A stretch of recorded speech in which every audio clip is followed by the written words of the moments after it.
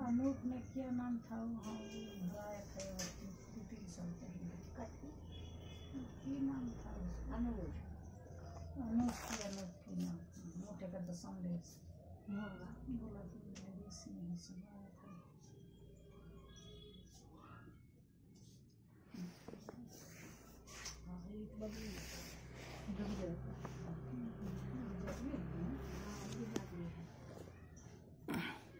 Photo किसके अच्छा सब छोटे छोटे हैं अगले साल वेट कर दिया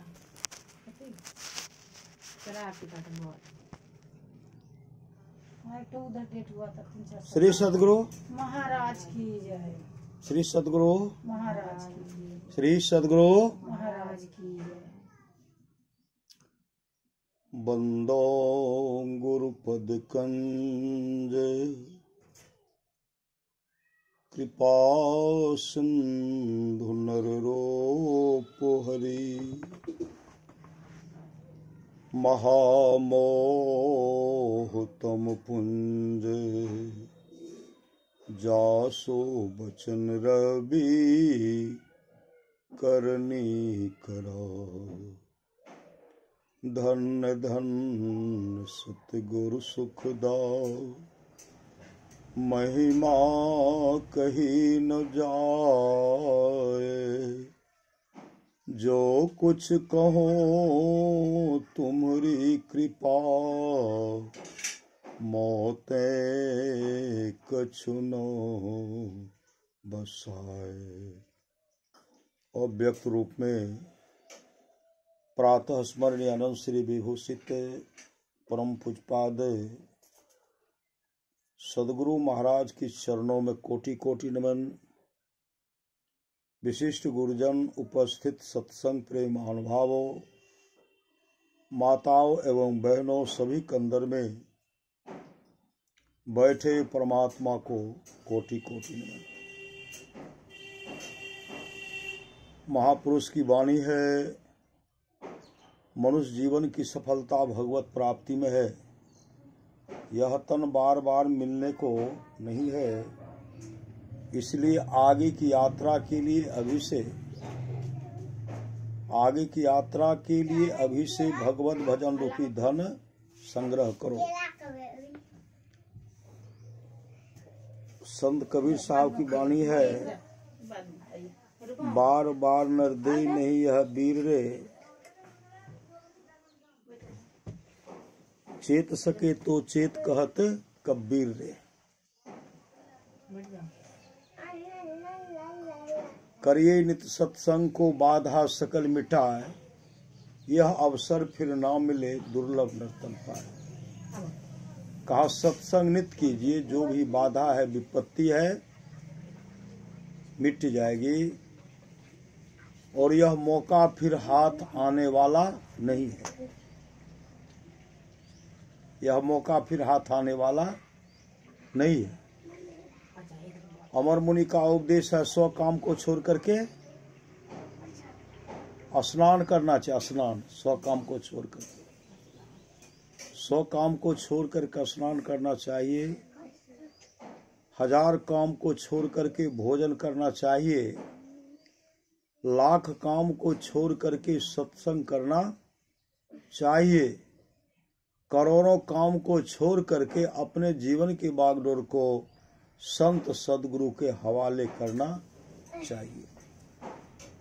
अभी हम लोग सुन रहे थे रामचरितमानस सारसटिक सप्तम सोपान उत्तरकांड से, गिरजा संत समागम समन लाभ कछुआन, बिनु हरि कृपा न होय सो गावे वेद पुराण। हे गिरजा, संतों की संगति के समान दूसरा लाभ नहीं है। बिनु हरि कृपा न होय सो गावहि वेद पुराण। जब तक हरि की कृपा, परमात्मा की कृपा नहीं होगी, तब तक संतों की संगति नहीं मिल सकती, तब तक सत्संग नहीं हो सकता। जब भी सत्संग हो, समझिए परमात्मा की बहुत बड़ी कृपा है। महापुरुष की वाणी है, पहले संसार से तोड़ी आवे, पहले संसार से टूटना पड़ेगा। श्री सदगुरु पहले संसार से तोड़ आवे तब बात पिया की पूछे जी। पहले संसार से टूटना पड़ेगा, संसार से टूटना पड़ेगा। महापुरुष की वाणी है, परमारा सुख महाराज की वाणी है, जहां रहना नहीं है, जहां रहना नहीं वहां हम लोग सारी व्यवस्था करते हैं। जहां जाना निश्चित है उस घर का हम लोगों को पते नहीं है। जहां जाना निश्चित है उस घर का पता नहीं है। उस घर का पता संत सदगुरु बताते हैं। महापुरुष की वाणी है, अंतर पथ चालो प्रभु को पालो। उसके लिए गुरु से युक्ति लेना चाहिए, मतलब भजन भेद दीक्षा लेना चाहिए। दीक्षा लेकर के नाम का सुमरन बैठना किस तरह चाहिए, किस तरह बैठना चाहिए? बायां पैर नीचे, दायां पैर ऊपर, बाएं पांव ऊपर दाहिने पांव ऊपर, बाएं पांव नीचे दाहिने पांव ऊपर, बायां हाथ नीचे, दायां हाथ ऊपर, गर्दन सीधा कर, बाएं पांव नीचे दाहिने पांव ऊपर, बाएं हाथ नीचे दाहिने हाथ ऊपर, ऐसे बैठना। और शरीर को सीधा रख करके बैठना। धरगर मस्तक सीध साध आसन आसीना। सीधा रख करके मंत्र बैठ करके मंत्र को सुमरण करना। गुरु प्रदत्त मंत्र को जपना। मंत्र को, उस मंत्र का इतना महत्व है श्री सदगुरु, उस मंत्र का इतना महत्व है कि गुरु जो एक अक्षर शिष्य को देते हैं, बताए भजन भेद में दिल जैसे दीक्षा, गुरु जो एक अक्षर शिष्य को देते हैं, बताए धरती पर वह द्रव नहीं जो देकर ऋण उतरा है। धरती पर वह द्रव्य नहीं है, वह सोना चांदी हीरा जवाहरात भी, संसार तमाम का संपदा उसके बराबरी में नहीं हो सकता।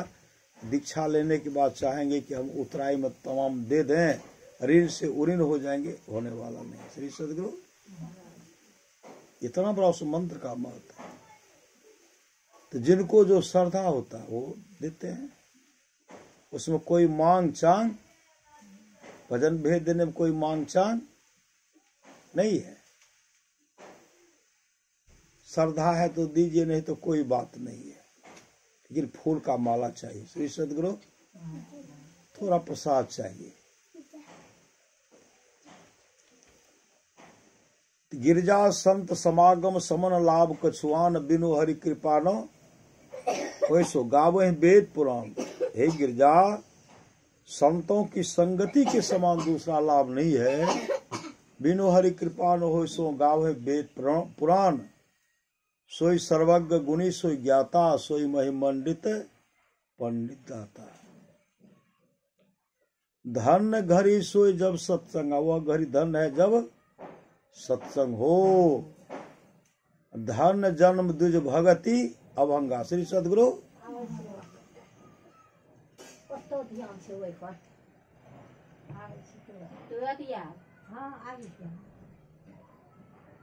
वह घड़ी धन है जब सत्संग हो। वह जन्म धन है जिसमें द्विज की अभंग पूर्ण भक्ति हो। सो कुल धन उमा सुनु, जगत पुज सुपुनीत। श्री रघुवीर परायण जही नर उपजे विनीत। राम कथा के ते अधिकारी, जिनके सत्संगति अति प्यार। राम कथा सुनने के वे अधिकारी हैं जिनको सत्संगति अत्यंत प्यारी है। अमर मुनि का उपदेश है, सौ काम को छोड़ करके स्नान करना चाहिए, 1000 काम को छोड़ करके भोजन करना चाहिए, 1,00,000 काम को छोड़ करके सत्संग करना चाहिए, करोड़ों काम को छोड़ करके अपने जीवन की बागडोर को संत सदगुरु के हवाले करना चाहिए। भगवान श्री कृष्ण की अमृत वाणी है, निष्पाप उद्धव जी, कोई कितना भी अश्वमेध यज्ञ कर ले, कृष्ण चंद्रायन आदि व्रत कर ले, उसके द्वारा मैं सुलभता से प्राप्त नहीं होता। बस एक सत्संग ऐसा जरिया है जिसके द्वारा मैं सुलभता से प्राप्त हो जाता, उस भक्त के वश में हो जाता और उस भक्त का परम कल्याण हो जाता। पर महाराज महाराज की मानिए, थोड़ा सा भी सत्संग करो तो बड़ा लाभ होता है। जितना लाभ की बहुत धन के मिलने, बहुत विद्या के पढ़ने से होता, उतना लाभ सत्संग से होता है। नित्य नियमित ढंग से सत्संग करो। सत्संग से खाली कोई मत रहो। अभी अमृत की वर्षा हुई। अध्यात्म ग्रंथ का सार सार ज्ञान कह दिया। जिसको याद रहा उसको अमृत मिला, जिसको याद नहीं रहा उसने अमृत को खो दिया। उसने अमृत को क्या किया? उसने अमृत को खो दिया। आप लोग जानते होंगे।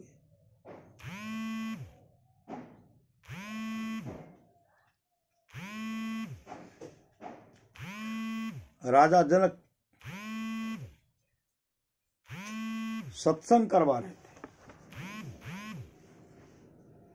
और श्रोता सब बैठे हुए थे।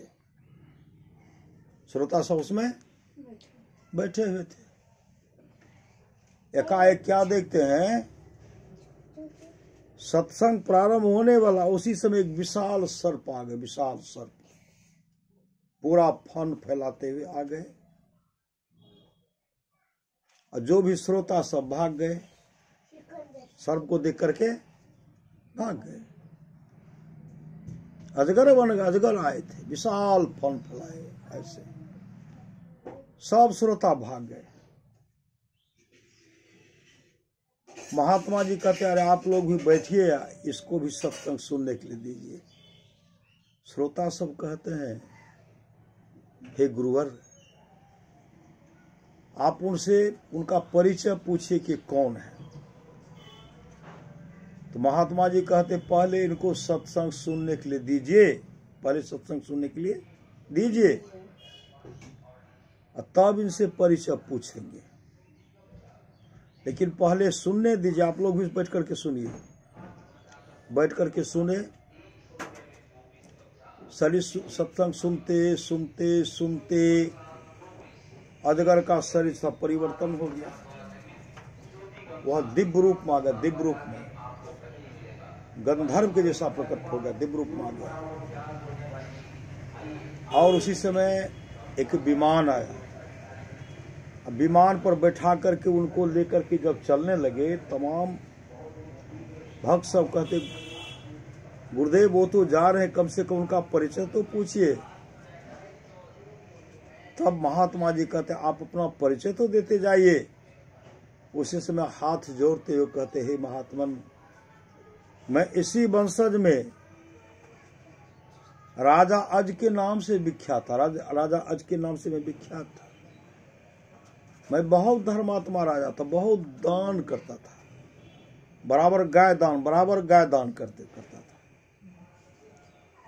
लेकिन संजोग से एक दिन की बात है, एक ब्राह्मण को दिए। ब्राह्मण लेके गए। वो गाय भाग करके, गाय चोरी हो गई या भाग गई। बाजार में चोर ने बेचा। मेरा मंत्री उसी गाय को खरीद लिया। खरीदने के बाद मेरे राज दरबार में लाया। मैं उस गाय को दूसरे ब्राह्मण को दे दिया। जिसको मैंने दिया वह लेके जा रहा था, जिसको पहले दिया ढूंढते हुए आ रहा था। पहचान गए। जैसे देखो कोई चिन्ह दे दिए थे, रंगाने देते हैं। वो कहने लगे गाय तो मेरा है, मेरा है, मेरा है। श्री सदगुरु गाय मेरा है, मेरा है। ये कहते मेरा हमको दिया। अभी आपस में दोनों झगड़ने लगे। आपस में दोनों झगड़ने लगे।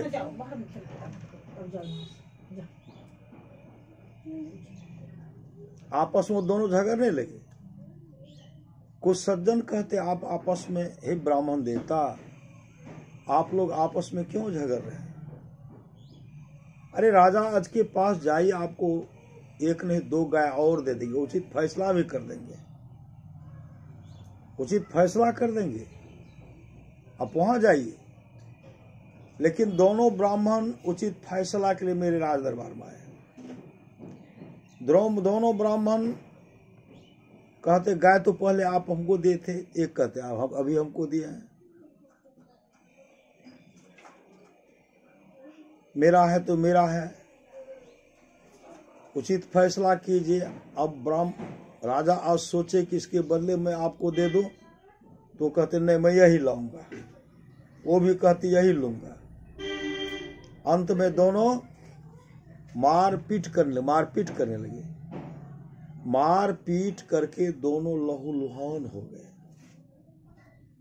राजा चुपचाप बैठे रह गए, कुछ बोले नहीं। लहूलुहान हो गए, दोनों ब्राह्मणों की मृत्यु हो गई। आकाशवाणी कहे राजा अच, तेरे राज दरबार में 2 ब्राह्मणों की मृत्यु हुई है। राजा होने के नाते भी तो उचित फैसला नहीं किया।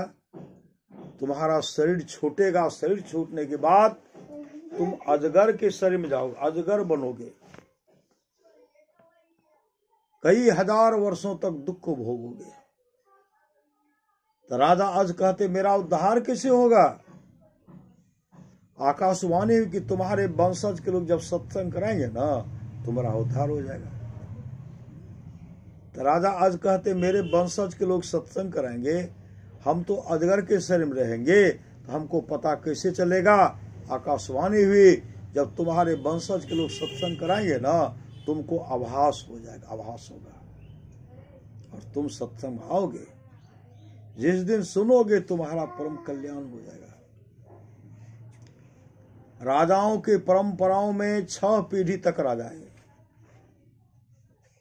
राजाओं की परंपराओं में 6 पीढ़ी तक राजा है, कोई सत्संग नहीं कराए। देखते बहुत को दीजिए कि सत्संग सौस कहते हमरा नहीं धारे छ सत्संग नहीं करबी। श्री सदगुरु श्री सदगुरु सौत कर नहीं धरे, पुतो हो कहलक हमरो नहरा में नहीं धारे रहे, एकटा कहलक हमरा धारे रे, हमर माइयो बाप करबे रे, तो हम करेबे। नहीं करबी तो है दुल्हन। श्री सदगुरु यहाँ धारा धरी, अरे सत्संग तो कराएंगे। भगति स्वतंत्र सकल सुख खानी, बिनु सत्संग न पावे प्राणी। राजाओं की परंपरा में 6 पीढ़ी तक राजा है, कोई सत्संग नहीं कराए, खाने पीने में मूल जीवन को बर्बाद कर दिए। धन है पौत्र, सुपौत्र राजा जनक जो सत्संग करवाए। आज मेरा उद्धार हो रहा है, मैं गंधर्व लोक को जा रहा हूं। और चले गए, गंधर्व लोक को चले गए, इस सत्संग का फल है। राजा जनक के वंशज के छले, आज राजा आज के वंशज छले जनक ना।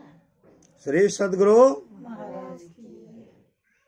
देवर्षि नारद के एक बार नरक लोक गए। नरक लोक जब नरक लोक गए, देखते हैं नरक के कुंड में एक प्राणी पड़ा हुआ है। प्राणी पड़ा हुआ, सिर नीचे पांव ऊपर, सिर नीचे पांव ऊपर।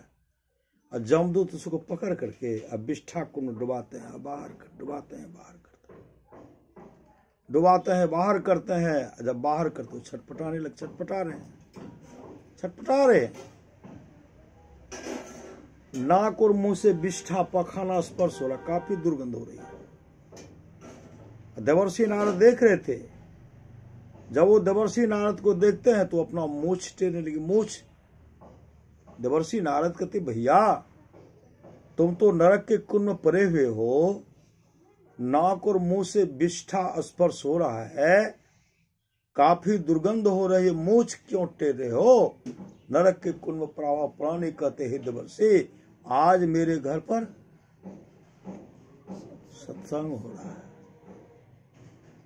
यहाँ तो कभी सत्संग हम नहीं किए हैं। श्री सदगुरु 2-3 बार हुआ है। आज मेरे घर पर सत्संग हो रहा है। अब वहां बराबर सत्संग होते रहेगा। कहा किस खुशी में सत्संग हो रहा है? नरक के कोनो प्राणी कहते मेरा पोता माँ के पेट में है। बच्चा जन्म लेगा तब सत्संग होगा, बड़ा होगा तब सत्संग होगा।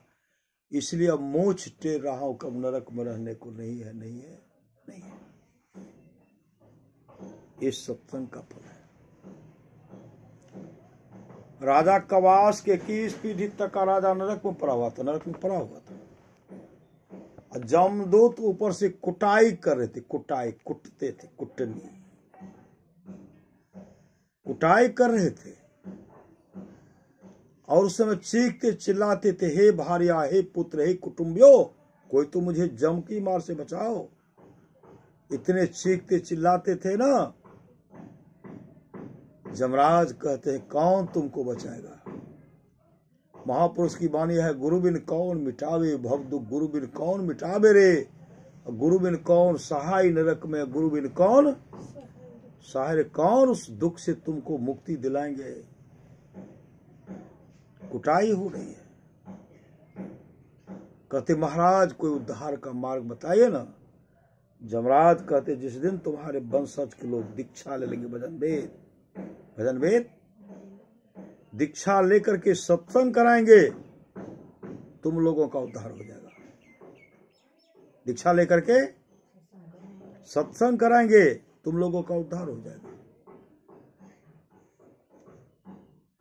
तब राजा कवास के किसों पीढ़ी तक का राजा स्वप्न कहते कवास तुम भजन भेद ले लो और सत्संग करवा दो, हम लोगों का उद्धार हो जाएगा। जमराज ने ऐसा कहा है। राजा कवास गए, संत सदगुरु को बुलाए, उनको बुला करके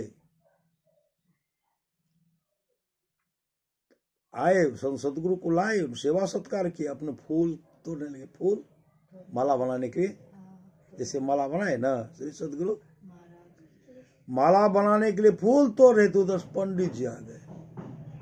पंडित जी कहते महाराज क्या कीजिएगा। कहा आप दीक्षा लेंगे, सत्संग हो करेंगे। पंडित जी कहते हैं खरमास, अभी खरमास चल रहा है ना श्री सदगुरु, खरमास है, अभी मत लीजिए, अशुभ मुहूर्त है, अच्छा मुहूर्त नहीं है। राजा कवास कहते हम तो दीक्षा लेंगे ही। उस समय अब पंडित जी था लालची। एक बार सत्यनारायण भगवान का कथा कहते थे तो बहुत ढेर सारा दान मिलता था, बहुत दिनों तक, वर्षों तक खाते थे। अब तो सत्संग करेंगे तो दीक्षा लेंगे तो क्या हमको दान देंगे, सत्यनारायण भगवान का कथा तो नहीं करेंगे। उसी समय पंडित जी गए, अपने पत्नी कहते किसी तरह बिगाड़ो, भंगठाओ, दीक्षा नहीं ले। श्री सदगुरु दीक्षा नहीं ले, सत्संग नहीं करावे। पंडिताइन आकर के रानी को कहने लगी महारानी आप क्या कर रही हैं। रानी सज रही थी। कहा दीक्षा लूंगी, सत्संग होगा। पंडिताइन कहने लगी माथा खराब है, खरमास चल रहा है, अच्छा मुहूर्त नहीं है, मत लीजिए। कहा नहीं नहीं मैं तो लूंगी। उसी समय पंडिताइन कहने लगी माथा खराब है ना, महाराज जी आज भजन भेद लेंगे ना, भजन भेद लेकर के सन्यासी बन जाएंगे, सन्यासी।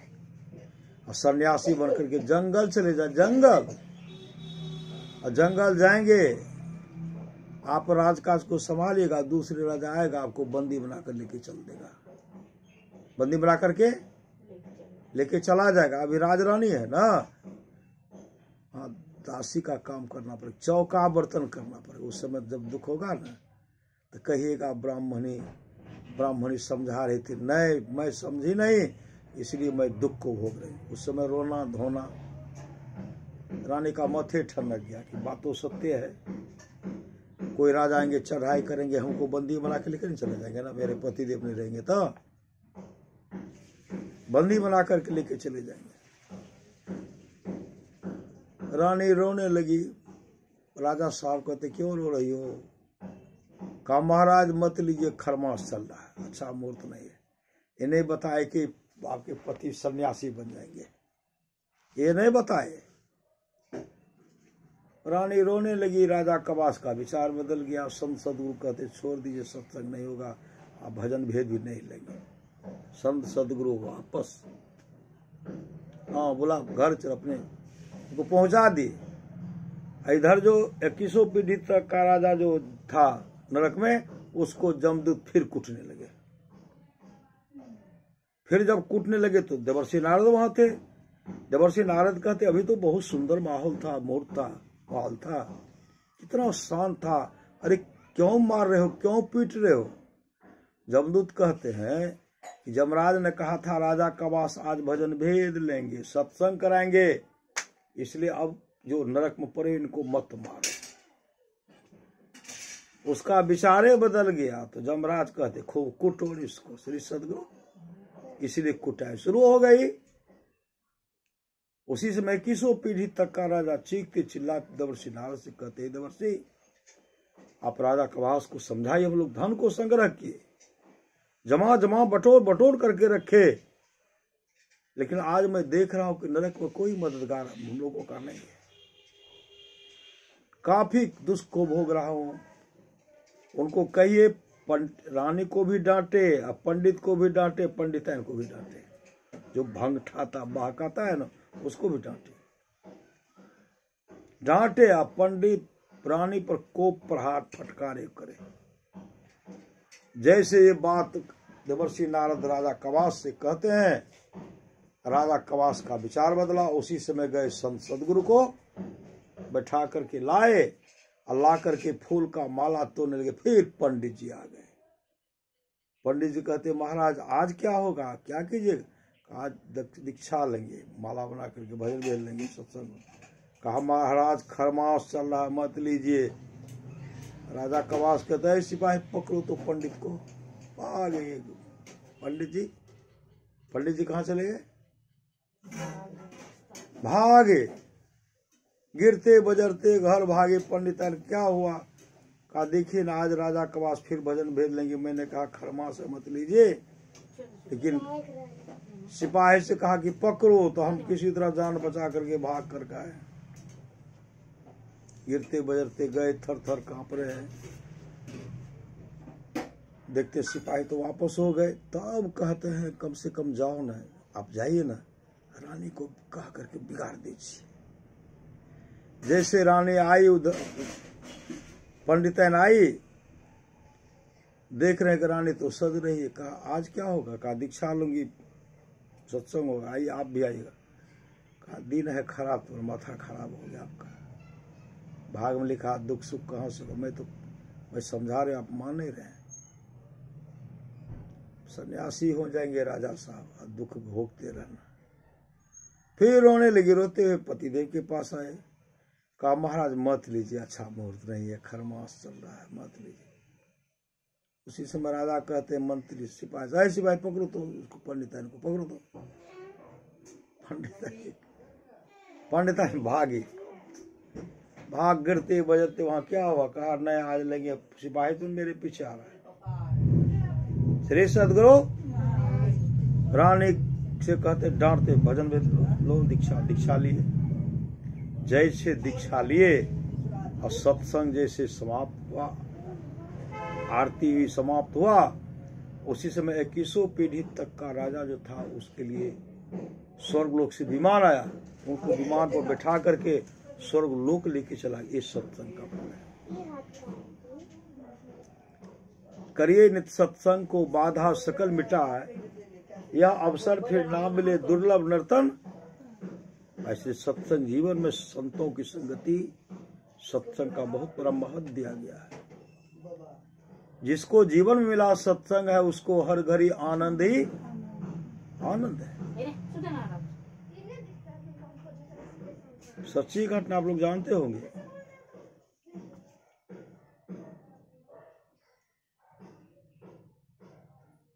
एक गुलिक ब्याह था, गुलिक ब्याह था। उसका काम था चोरी करना, डकैती करना, डाका डालना, लोग का धन हरण करना और हत्या भी कर देते। मौका मिला ना, हत्या भी कर देते। सब तरह से वह दुष्कर्मी कुकर्मी था। लोग दिन में किवाड़ को बंद करके रखे, हो न हो गुलिक ब्याद आ जाए, धन लूट लेंगे, लोग का हत्या कर देंगे, बंद करके रखेंगे। एक दिन की बात है, घर से निकले तो गांव में लोग सब किवाड़ को बंद कर दिए थे। होते होते जंगल चले। जंगल जब गए ना, जंगल में क्या देखते हैं? जंगल में देखते हैं कि एक भगवान विष्णु का मंदिर है, ठाकुरबाड़ी है। उसमें भगवान विष्णु का मूर्ति जो सोना का मूर्ति है।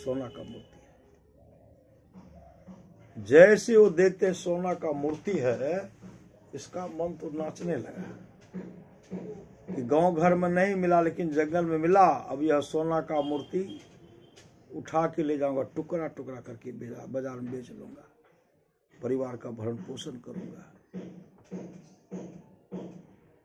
जैसे मंदिर प्रवेश करते हैं, मंदिर जैसे प्रवेश करते हैं, मंदिर से उधर ऋषि निकले, उतंक ऋषि निकले। उतंक ऋषि को देख करके तो इनके मन में रास्ते का रोना यही रोकेगा। नौ रहेगी बांस, नौ बाजेगी बांस, इसलिए ऋषि का काम तमाम करना है। तलवार लेकर के जैसे उन पर टूट पड़ते, कूद पड़े मारने के लिए। उसी समय उतंक ऋषि कहते, भैया क्या करने के लिए जा रहे हो? भैया क्या करने के लिए जा रहे हो? गुलिक व्याध कहते, कोई मेरा भैया भाई नहीं, कोई मेरा बंधु, मुझे धन चाहिए, धन। भगवान विष्णु का मूर्ति ले जाऊंगा, रोकने वाले तुम हो, इसलिए तुम्हारा हत्या करेंगे। उसे उतंक ऋषि कहते, भैया मेरा हत्या करके तुम शांति चाहते हो? कभी शांति होने वाली नहीं। भैया मेरा हत्या करके तुम भगवान विष्णु का मूर्ति तो ले जाओगे, टुकड़ा टुकड़ा करके बाजार में बेच करके भया करके परिवार का भरण पोषण तो कर लोगे। अरे भैया, जब इस शरीर से जीवात्मा निकलेगी ना, जम आएंगे तुमको घसीट करके लेके चले जाएंगे। जमपुर सहेले राम, जमपुर के सिपैया हो, चूनी चूनी पकड़े हो, गंवार घसीट करके ले जाएंगे। उस समय चीखोगे, चिल्लाओगे, हे भार्या, हे पुत्र, हे कुटुंबियों, कोई तो मुझे मदद करो। कोई मदद नहीं करेंगे। ए भैया, जमदूत काफी कष्ट देंगे तुमको। इतना कहने के बाद उनका हाथ ठिठक गया, हाथ से तलवार गिर गया।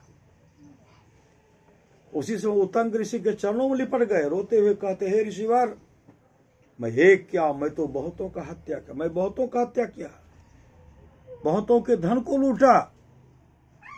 हे ऋषिवर, मेरा कल्याण कैसे होगा? मेरा कल्याण कैसे होगा? मेरा कल्याण कैसे होगा? अपने आंसू से उतंक ऋषि के चरणों को धो डाले। श्री सदगुरु अपने आंसू से उतंक ऋषि के चरणों को धो डाले, माथा रगड़ रहे, ऋषिवर मेरा कल्याण कैसे होगा? उसी समय अपने प्राण को त्याग दिए, उतंक ऋषि चरणों में प्राण को त्याग दिए। उसी समय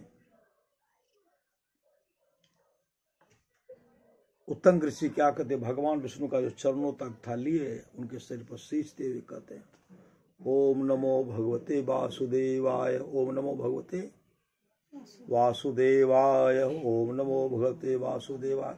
उसे दिव्य पुरुष प्रकट हो गए, दिव्य प्रकट हो गए।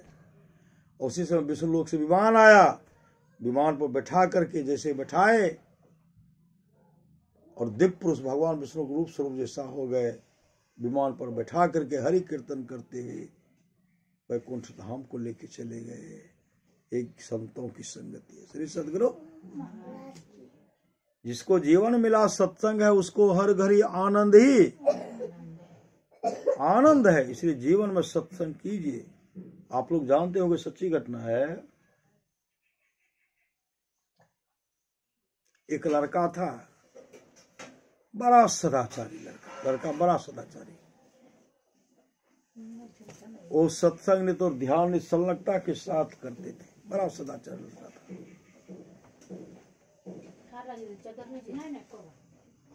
श्री सदगुरु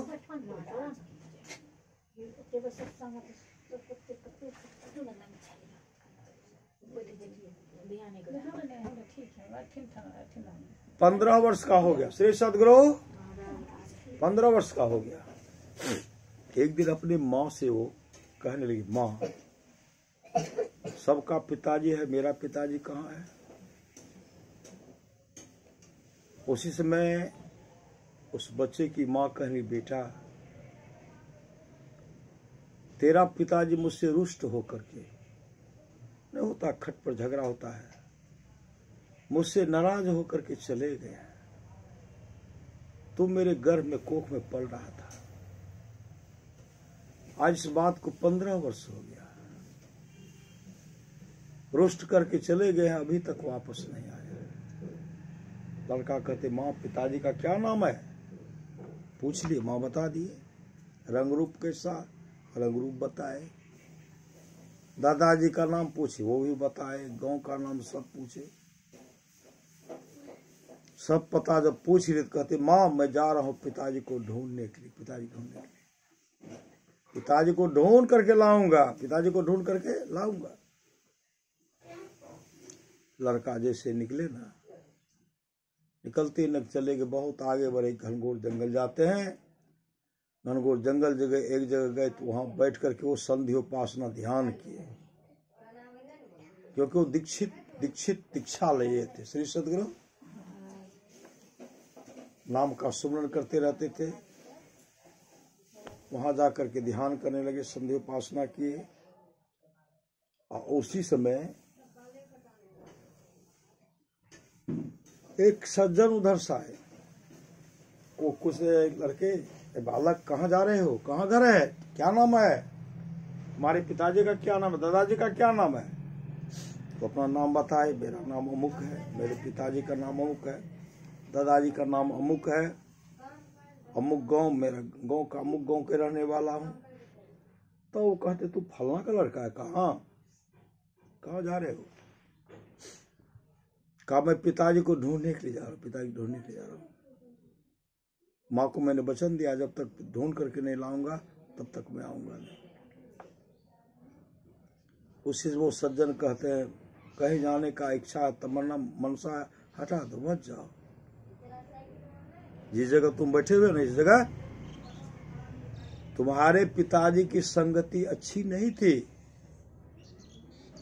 गलत लोगों की संगति में पड़ करके वो डाका डाल डकैती करते, चोरी करते थे, दूसरे का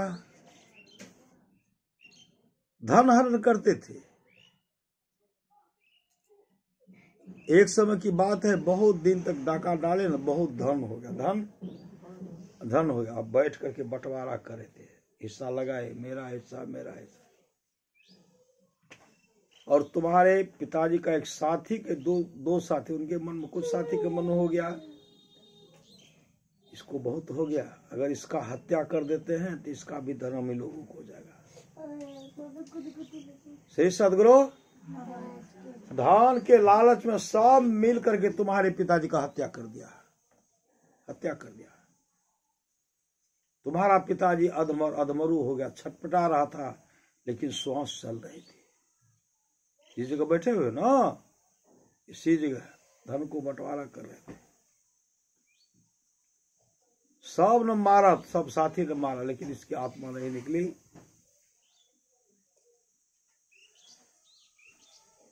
इसी जगह तुम मत जाओ। अधमरा था, पूरा नहीं मरा था, छटपट कर रहा था। उसके बाद बाघ आया, बाघ जैसे आ तो सब देख करके भाग गया। तुम्हारे पिता जो मरणासन थे, बाघ आकर के तुम्हारे पिताजी को खा गया। अब इच्छा लालसा को त्यागो, छोड़ो, इच्छा को त्यागो, छोड़ो, वापस चले जाओ। लड़का रोने लगा। मैंने माँ को वचन दिया कि जब तक वापस नहीं लाऊंगा पिताजी को, तब तक मैं आऊंगा नहीं। मैं माँ को क्या वचन दूंगा। उसी समय लड़का गीता श्लोक का पाठ कर, चौथा श्लोक है गीता का पाठ करते हैं, मंत्र का सुमरण करते हैं, चौथा गीता का चौथा श्लोक का पाठ करते हैं। उसी से भयंकर आवाज उस आवाज में क्या देखते हैं? आवाज के साथ क्या ऊपर में देखते हैं? भयंकर प्रेत, प्रेत को देखते हैं। प्रेत के बाद प्रेत का शरीर परिवर्तन होता, रूप परिवर्तन होता है। इनके पिताजी के रूप, पिताजी को देखे नहीं थे, माने जैसे बताया उस रूप का वो दर्शन भी क्या हो। प्रेत को देखा, उनके पिताजी के रूप का दर्शन हुआ। धीरे धीरे दिव्य रूप को देखते हैं। दिव्य रूप देखने के बाद भगवान विष्णु के पार्षद जैसे दिव्य रूप देखे, भगवान विष्णु के पास उनको विमान पर बैठा लिए। बिना विमान पर बैठा करके जब वो हरि कीर्तन करते हुए लेके चलने लगे, तब वह कहते हैं थोड़ा विमान को रोकिए। जिस बच्चा के चलते, जिस लड़का के चलते आज मेरा उद्धार हो गया, हम 15 वर्ष से यहाँ प्रेत बन करके भूख प्यास पाने के लिए छटपटाता रहता था। ये लड़का ने गीता श्लोक का पाठ करके मेरा उद्धार कर दिया।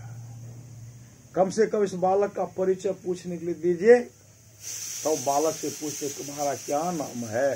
नाम बताए, पिताजी का नाम बताए, दादाजी का नाम बताए, गांव का नाम बताए। उसका मठे ठंडक गया, बोलकर तू तो मेरा ही बेटा है। श्री सदगुरु, तू तो मेरा ही बेटा है,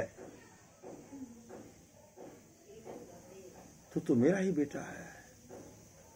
अरे मेरे लाल, तू मेरा उद्धार कर दे। मैं जा रहा हूं बैकुंठ लोक को जा रहा। तेरा कर्तव्य बनता है, मेरे हमारे जितने भी वंशज नरक में पड़े हुए ना, सबका तुम उद्धार करोगे, नरक पर सबका उद्धार करोगे। उसी में बालक कहता है पिताजी सिर्फ अपने वंशज को ही नहीं, नरक में जो जो प्राणी पड़े हुए सबका उद्धार करूंगा। मैं आपको वचन देता हूँ, सबका उद्धार करूंगा। आए, घनघोर तपस्या किए, तपस्या से भगवान विष्णु प्रकट हो गए।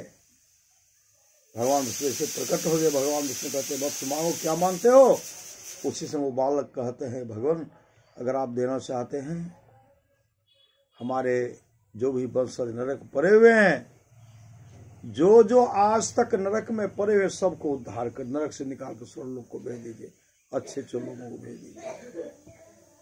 उस बालक के कहने पर नरक में जो पड़ा हुआ था, जितने भी उनके एक को नरक में नहीं रहने के लिए, एक को प्राणी नरक में नहीं रहे, सब स्वर्गलोक को चले गए।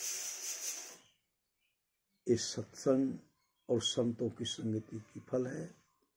इसलिए जीवन और सत्संग नित्य और ध्यान संलग्नता के साथ कीजिए, इहलोक परलोक दोनों मंगलमय होगा।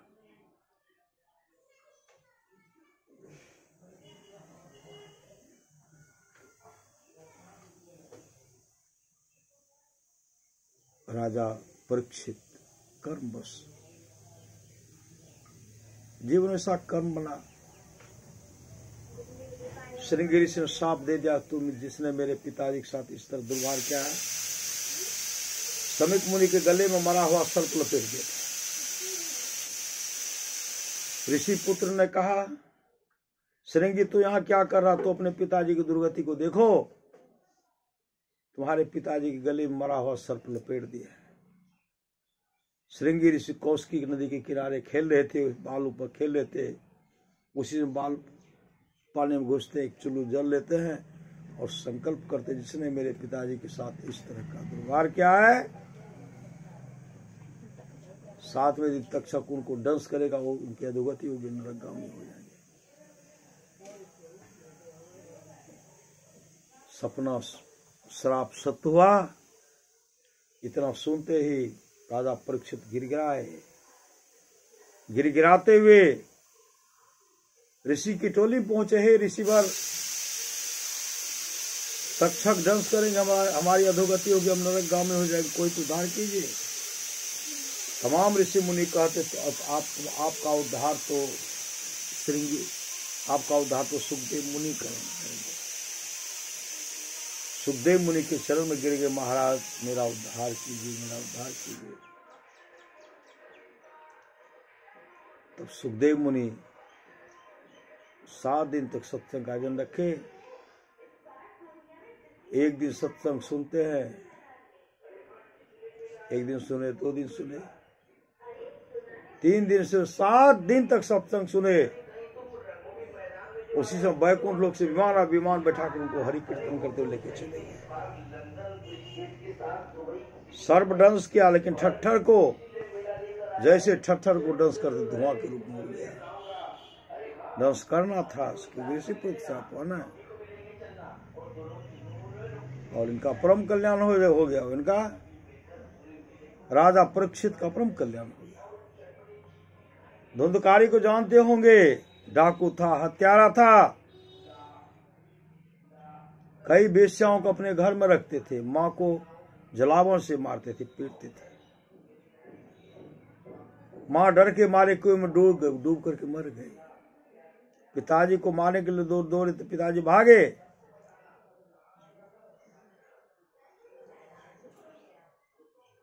गौकर्ण कहते, पिताजी इन पापी के हाथ से मरने में अच्छा है, आप जंगल में जाकर के तपस्या कर लीजिए। श्री सदगुरु, तपस्या कर लीजिए, लेकिन इस पापी कहां से मत बनिए।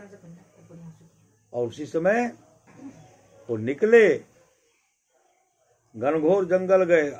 अपने जीवन के बाद संसद को हवाले तो पहले से किए थे ना। घनघोर जंगल जाके कठोर कठिन तपस्या किए और मोक्ष को प्राप्त किए। मोक्ष को प्राप्त किए। इधर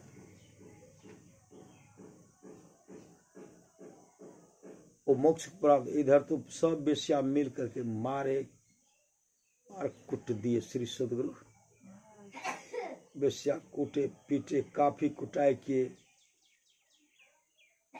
किरासन तेल देकर के आग लगा दिए धुंधकारी को, फिर भी प्राण छूटा नहीं, छटपट कर रहे हैं। उसी समय सब वेश्या मिलकर गड्ढे में गाड़ दिए, बन गए प्रेत। कभी इस पर सवार, कभी उस पर सवार, सबको परेशान करने लगे, सबको परेशान। एकाएक एक समय की बात है, गौकर्ण जब आए ध्यान करने के लिए, उधर से धुंधकारी प्रेत बनकर के आए। भैंसा के रूप में आते हैं, आवाज है कि चीखते चिल्लाते हैं, शरीर में आग लगा, भैया बचाइए, भैया बचाइए। गौकर्ण कहते, कौन हो जी? तुम्हारा आवाज तो धुंधकारी जैसा है। कहा, भैया हम धुंधकारी हैं। कहा, क्या हुआ तुमको? कहा, भैया हम प्रेत बन गए हैं।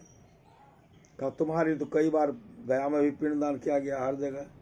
कहा, भैया उससे कल्याण नहीं होगा, मेरे लिए भागवत कथा सत्संग करवा दीजिए। कहा, सुबह होगा तबे ना। सुबह जब हुए तो गांव के लोग को बैठाए, सब कहा मेरा धुंधकारी प्रेत बन गया है। सब कहते इस पर सवार उस पर सवार होता है, वो परेशान कर देता है, इस पर सवार उस पर सवार होता है। गौकर्ण कहते हम सत्संग कराना चाहते हैं। सत्संग का आयोजन रखे, 7 दिन तक सत्संग सब सुने। धुंधकारी भी सुने। धुंधकारी तो पहले चले गए, विमान पर बैठ करके बैकुंठ धाम चले गए, बैकुंठ धाम को चले गए, उनकी अच्छी गति हो गई। सब कहते हम भी सुन रहे थे, हम भी सुन रहे थे, लेकिन भी मेरे लिए विमान क्यों नहीं आया? उसी समय भगवान विष्णु के पार्षद कहते जिस श्रद्धा प्रेम से धुंधकारी ने सत्संग को सुना, उस श्रद्धा प्रेम से आप लोग नहीं सुने, आप लोग सुनते तो आप लोग को वही विमान आता है। फिर दोबारा भागवत कथा रखे, सत्संग सुनाए। उस सत्संग में उस दिन जो है गांव का एक कुत्ता भी नहीं बचे। श्री सदगुरु, चूहा भी नहीं बचे, मूसा भी नहीं बचे, सर्प भी नहीं बचे, कीड़े मकोड़े, विमान आया, सब विमान बैठ करके बैकुंठ धाम को चला गया। इस सत्संग का फल है। सो कुल धन उमासुनु जगत पुष्प पुनीत, श्री रघुवीर परायण जय नर उपज विनीत, राम कथा के ते अधिकारी, जिनकी सत्संगति अति प्यारी। आज जो हम लोग सत्संग कर रहे हैं उनकी अच्छी गति हो। पत्नी द्वारा हो रहा है, धन पत्नी कही, ये दीक्षित है भजन भेद लेकर के, गुरु के प्रति समर्पण है बहनिया। इसलिए इनकी आत्मा को शांति मिले, उसके लिए सत्संग कराया गया। सदगुरु महाराज से प्रार्थना है, खान पान में सुधार करना चाहिए। जौनिज घट रस चाहो तो अपने को 5 पाप से हरदम खूब बचाओ। है एक झूठ नशा है दूसरा, तीसर नारी परके हो, चौथी चोरी, पंचम हिंसा, दिल से ने अलगाहो। मैं ही सहज से बचन चाहो, तो गुरु पर टहल कमाओ। दूसरे की बहन को बहन समझो, माँ को माँ समझो, दूसरे की नारी को महतारी समझो, बहन समझो। पंचम हिंसा, दिल से न लगाओ। मैं ही सहज से बचन चाहो, तो गुरु पद टहल कमाओ। गुरु का आज्ञा है सत्संग तो ध्यान संलग्नता के साथ कीजिए, ये लोग परलोक मंगलमय होगा। और महाराज महाराज की वाणी जो लोग बहुत दिनों से सत्संग करते आ रहे हैं, अभी कर रहे हैं, आगे भी करेंगे, वे सभी महासुख के भागी होंगे। आज का सत्संग पुण्यतिथि के अवसर पर हो रहा है। श्री सद्गुरु महाराज की जय।